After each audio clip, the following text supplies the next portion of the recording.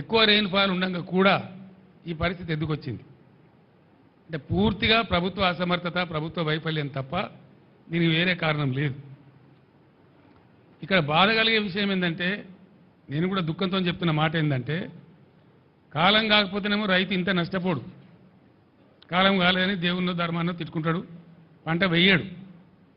కానీ ఇక్కడ పంట వేసి పెట్టుబడి పెట్టి ప్రతి ఊర్లో కూడా వాళ్ళు రోధిస్తున్నది బాధపడకుండా ఇలా మగ్దుంపూర్లో కానీ ప్రతి చోట చెప్పింది ఏంటంటే 25,000 పెట్టమని కొందరు, 28,000 పెట్టమని కొందరు, 22,000 పెట్టమని కొందరు.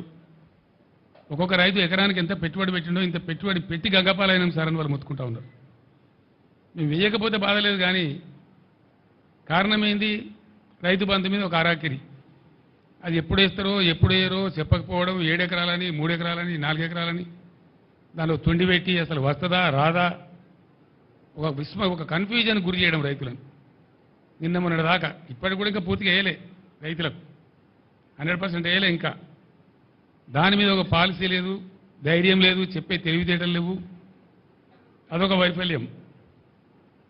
అదేవిధంగా నేను మొన్న మాట్లాడితే ఇంత గలీజ్గా అంటే ఒక ముఖ్యమంత్రి స్థాయిలో 100 రోజులలో 200 మంది రైతులు చచ్చిపోయిన 200 పైచీలు కానీ నేను చెప్తే 48 గంటల్లోగా ఇవ్వండి మేము వాళ్ళకు నష్టం ఇస్తామని చెప్పినారు. మేము 4 గంటలనే ఇచ్చినాం. ఇది లిస్టు 4 గంటలే, 4 గంటలనే ప్రభుత్వానికి చీఫ్ సెక్రటరీకి పంపించినాం. 209 మందికి పంపించినాం. దాని తర్వాత కూడా ఇంకో 10 జరిగినాయి. ఇప్పటికీ ఉలుకు లేదు, పలుకు లేదు, ఏం లేదు.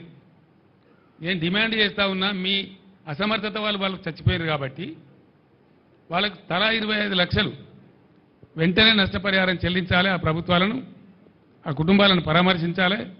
నేను మళ్ళా డిమాండ్ చేస్తా ఉన్నా. లేకపోతే మాత్రం మీకు ఆ ఉసురు ఆ పాపం తలుగుతుంది.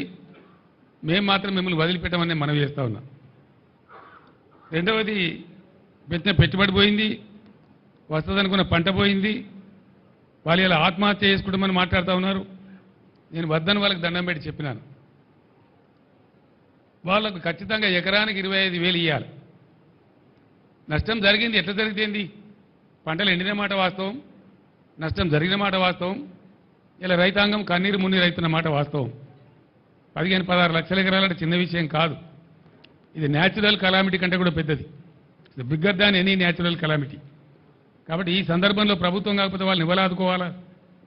దానికోసం మేము డిమాండ్ చేస్తూ ఉన్నాం. మీరేదో తప్పించుకుంటాం అనుకుంటే మీ వీపులు విమానం మొత్తం మోగిస్తారు ప్రజలు, మిమ్మల్ని మాత్రం వదిలిపెట్టరు. మీ డ్రామాలు నడవయని కూడా నేను మనవి చేస్తూ ఉన్నా. నేను కూడా 4 నెలల దాకా నా నోరు తెరవలే. మన సూర్యాపేటలో నేను చెప్పిన 4 మాసాల దాకా నేను తెరవలే. టైం ఇవ్వాలి కొత్త ప్రభుత్వానికని మాట్లాడలే. వాళ్ళు ఎన్ని పిచ్చి పిచ్చి ఆరోపణలు, ఎన్ని పిఆర్ స్టంట్లు, వాళ్ళకు తొత్తులుగా ఉన్నటువంటి కొంత మీడియా ఎవరైతే ఉన్నారో అన్ని అడగోలు వార్తలు రాయించి ఏం చెప్పినా కూడా మేము మాట్లాడలే. గంభీరంగా ఉన్నాం, పరిస్థితిని గమనించుకుంటూ ఉన్నాం. మంచి చెడ్డలు ప్రజలకు కూడా తెలవాలనే ఉద్దేశంతో ఉన్నాం. మేము మాట్లాడలే.